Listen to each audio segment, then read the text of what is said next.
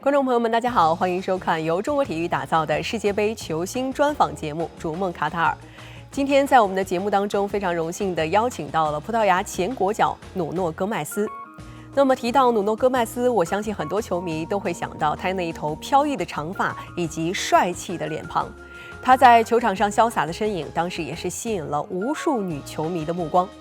在2000年的欧洲杯，当时的努诺·戈麦斯一战成名，并且他当时的名气是可以跟贝克汉姆分庭抗礼的。而他与飞哥和鲁伊科斯塔等人组成的葡萄牙黄金一代，更是成为了无数球迷心中美好的回忆。更值得一提的是，在那支黄金一代的队伍里，还有一个小将，那就是当时还被称为小小罗的克里斯蒂亚诺·罗纳尔多。那么可以说，努诺·戈麦斯是见证了 C 罗从一个青涩的小将成长为足坛的超级巨星。那么对于葡萄牙，对于 C 罗在本届卡塔尔世界杯上的表现，努诺·戈麦斯有什么样的看法呢？今天就让我们一起跟他来聊一聊。那么世界杯进行到目前为止你觉得怎么样？ Well, I'm enjoying a lot this World Cup. I think it's very well organized. The stadiums are amazing, beautiful stadiums, well prepared, and I think the atmosphere around the games, it's been amazing. A lot of fans, and we can see that all the fans of football are enjoying nice football and enjoying to be here. So until now. I'm very happy with this tournament. 我们也都看了葡萄牙队的比赛您怎么看？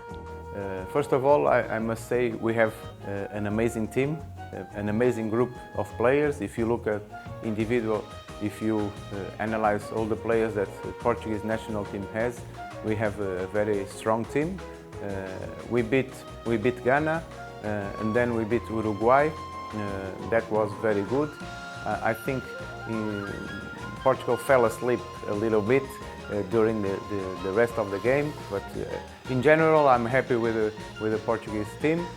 那么您认为在葡萄牙队哪位球员是本届比赛当中表现最出色的呢？ For Portugal, I would say Bruno Fernandes at the moment. For now, Bruno Fernandes, for me, in my opinion, is being one of the best players of Portugal. He scored twice. He made some assists. He scored against Uruguay twice, and I think he's doing very, very well because he's a very good player. And at the moment, on his position, I think he can play whenever club. 那接下来让我们一起来聊一聊 C 罗那在世界杯开始之前 ，C 罗与曼联的故事是最受人们关注的，因为曼联突然宣布终止与 C 罗的合同，所以你如何评价这件事儿？并且我个人认为，在这件事儿对于世界杯的影响来看，对他个人影响并不大，因为我觉得他在场上依然有非常强的胜利的欲望。I think it's a situation that started in the summer, right? In the beginning of the season, with all the concerns about his presence or not in the club, he missed the pre-season. And I think for a football player, the pre-season is very important in order for you to be fit during the season. And Ten Hag, a new coach, a new project for Manchester United, and Cristiano Ronaldo wasn't there in the first weeks. So I think both club and player, they start bad from the beginning of this season. And then Cristiano, I don't know if he was waiting for a move to another club or not, but that move didn't happen, and he stayed in the club. And I think, and you mentioned, I think it's important for a player to have confidence from the coach, from the club, in order to perform well. So I believe that he didn't get that trust from the coach, so he was struggling a little bit in the beginning and missing some games, and then he started to play, and things weren't ideal for him in the pitch. He missed some opportunities, he scored some goals, but I think from the summer until now, the relationship between between Cristiano and the club wasn't, and the coach wasn't that good. So they decided together to split, and of course it's not an ideal for a player to have this kind of problems around him before a World Cup. 如果说分数是从1到10分的话，你会给 C 罗的表现打几分呢？ I would say 7, 7.5. I think he needs to score more. He had, and of course I could not say that he's more than a 7. 那你觉得在本届世界杯上，哪些球队的表现让人失望？哪些球队的表现会让球迷们感到比较满意呢？ Well, should I start for the illusions? I would say Germany, because they went home early. That I thought that Germany was and is a very strong team.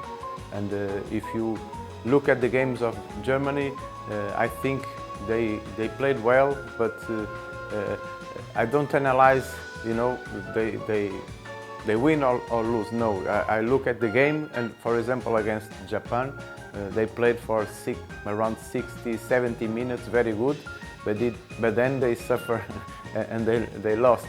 But I think Germany is the disappointing team at the moment, because in the negative side. In positive, of course, France. I like France a lot. I think they are one of the favorites, and Leo Messi is doing very well. He's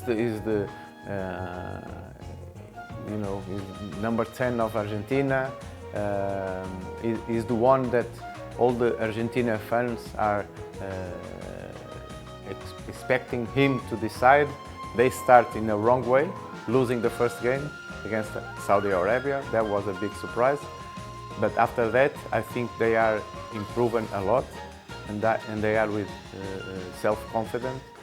The outsiders, Morocco is doing very well, and Japan also. I think probably most of the fans, they wouldn't expect Japan after the group stage, because they were in the same group as Germany and Spain, and they beat Germany and Spain. So I think they are a very good surprise for us. Not a surprise, because they have very good players. 不知道你有没有关注到哈，就是比利时队小组赛之后就回家了。 The Belgium, yes, I think they need to renew. It happens with a lot of teams.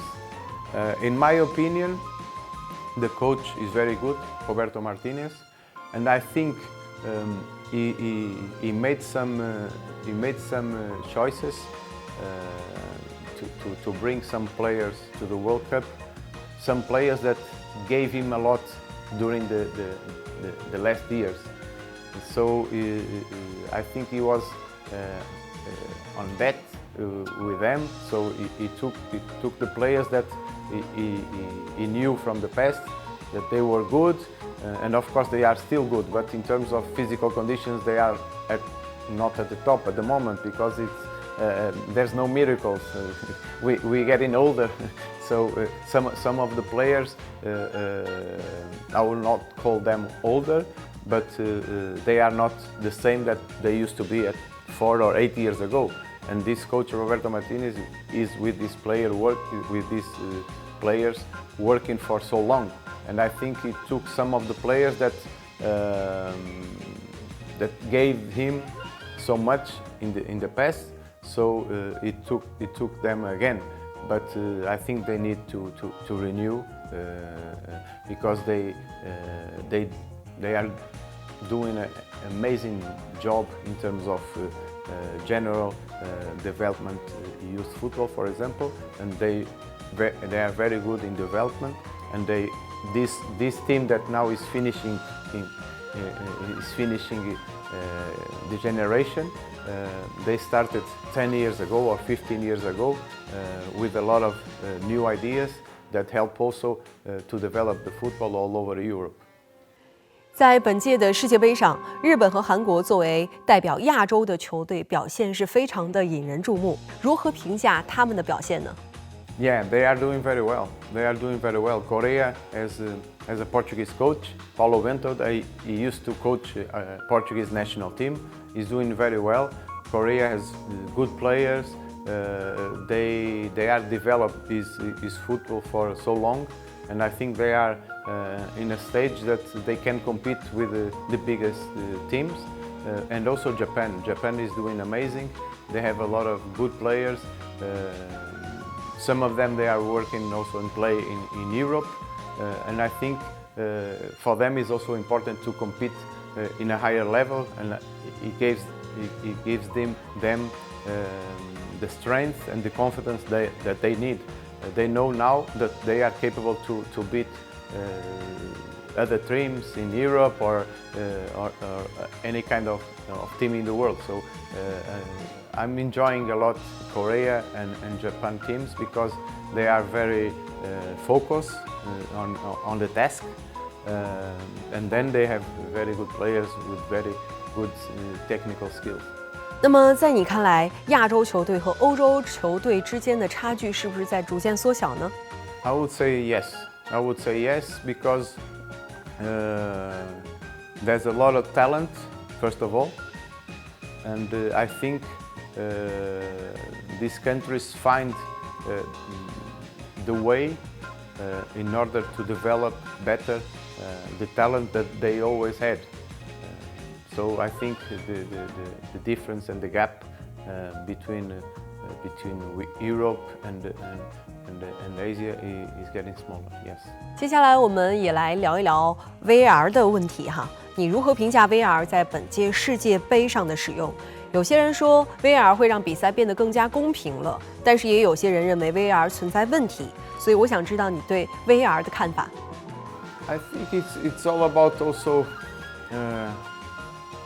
the human mistakes. Okay, there's VAR, and I think, in my opinion, it's good for football because everybody can see in slow motion what happened.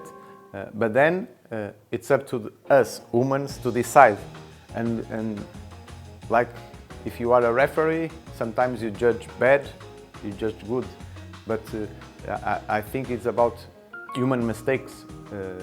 Also, the judgment of the VAR. Of course, you cannot watching on TV on a VAR the image, and you cannot interpret it in different ways. I will say one thing, and you will say another thing. No, we have to decide, and have to. There are rules, and when the decisions are made, at least at the end, they have to explain to the fans why they took that decision. 那加纳和乌拉圭的比赛结束之后，卡瓦尼是推倒了 VAR 录像回放显示器，所以你怎么看他的这个行为呢？ That was no good because if you are a professional football player and if you represent your country, you must act in a proper way, in the correct manner. And I understand because I've been there, that sometimes in the heat of the moment, your thoughts and your feelings, and you cannot sometimes think in the right way because you are a little bit lost in your thoughts. But as a professional football player, you need also to understand that you are representing your country, and everybody is watching you on TV, especially the young kids that want to be a football player in the future. So you need to think about that also, and you cannot make decisions like that because it's embarrassing for you and for your national team. And of course, I would say that you will have a punishment for sure, some kind of punishment from FIFA for sure, because that things that could not happen. but I understand that sometimes you lost your mind when you are losing a game or you have the last chance of your career to play in a World Cup. You want to achieve good things, but in football you need to be focused. But again, I understand, but that should not be happening. 那你作为前锋啊，所以你认为这届世界杯到目前为止表现最好的前锋是谁呢？Well, I would. He's not really a striker. Mbappe is doing very well, but he played forward. I like Lewandowski, of course, even if he's not performing in a top level. But Poland plays not attractive football, and Poland, I think, has the goalkeeper Szczesny is doing amazing. Zelinski and then Lewandowski. But for me, Lewandowski, even if he's not performing at a top level in this World Cup, he's still one of the best in the world. In forward, I like Mbappe. He's doing very well. And of course, in France, Giroud also scored, and he's doing a good job replacing Benzema. 刚才您也提到了姆巴佩哈，现代足球都比较崇尚姆巴佩这样的速度型的前锋，所以你怎么看？因为我认为这是不同风格前锋的变化。Yes, it's true. It's true.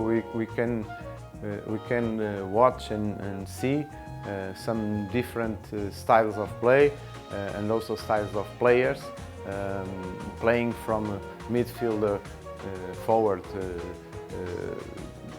Some players they can play in 2 or 3 positions in forward, and Mbappe, Neymar, they can play both sides. They can play also as a number 9 if the coach wants, and I think it's the modern football that the players they will have to understand and to know how to play in different positions. 你之前跟随葡萄牙参加过许多的世界大赛，哪一场比赛你认为是最成功的，或者是让你印象最为深刻的？那哪一场比赛是让你最感到遗憾的呢？ In my career, my game, my experience, well, the first you never forgot. So the first goal that I scored for Portugal, it was in an amazing game. Euro 2000, Portugal-England, we won 3-2. We were losing 2-0, and then we scored 3 goals, and I scored the 3rd goal, the winning goal, and it was my first goal ever for the Portuguese national team, first team. So for me, that moment was to remember for life. 那葡萄牙的黄金1代的球员当中，你和飞哥都有很多中国的女球迷，你觉得为什么你们2个这么受欢迎？你认为你和飞哥之间谁会更受欢迎一些？ Well, for sure Figo. For sure Figo has more fans because he played in Real Madrid and he was the best player of the world for 1 year. He won that trophy, but we are nice guys. We are very friends. I'm very close friend to Luis Figo, and he's a very good person. But I don't know why we have a lot of fans in China. But I appreciate that I have a lot of friends in China. I want to salute them and to send my regards to them, and thank you for your support. I'm very glad to be talking with you, and of course it's a pleasure for me to listen that in China I have a lot of fans. I send my regards to them, and I don't know. I used to have a long hair. Probably it was because of that in my youth. During the times that I used to play, my hair was longer. Probably it was because of that. I don't know. 有的时候，球迷其实喜欢一名球员，不仅他有出众的球技，可能还有其他的哈。I know it's part of the job. but of course I prefer to be admired because of my technical skills as a footballer.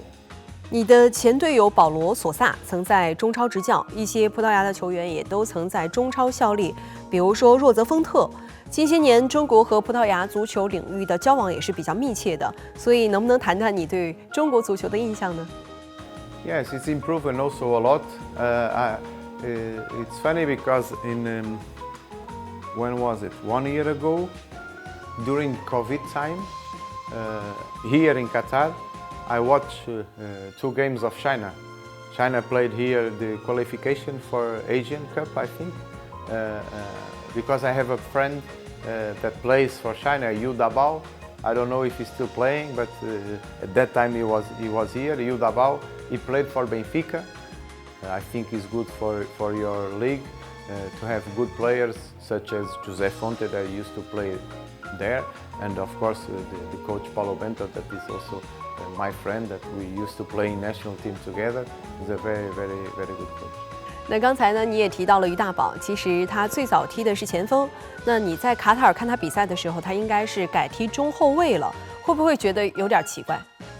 Yes, it's strange, but if you think about it, they are the center backs and the forwards. They are playing the same areas most of the time, you know, because if you are a center back, you have to mark the forward, and if you are the forward, you know that you have behind or close to you the center back. So I think for a forward, it's good to understand how the center back plays. So I think at the end it's a normal situation. Oh, of course it's not normal because if you are a forward then you play center back, it's not normal. But if you think about it, it makes sense that you can play also there in that position good because you always during your career played in the same areas as a center back. 可以说一下你对这个中国球迷的一些分享吗？因为在你踢球的时候，他们一直都会比较关注你，也非常支持葡萄牙队。I want to thank them for during my career all the support that they gave me. I want to visit them and to visit China as soon as possible, and I hope to meet some of the fans to spend time together.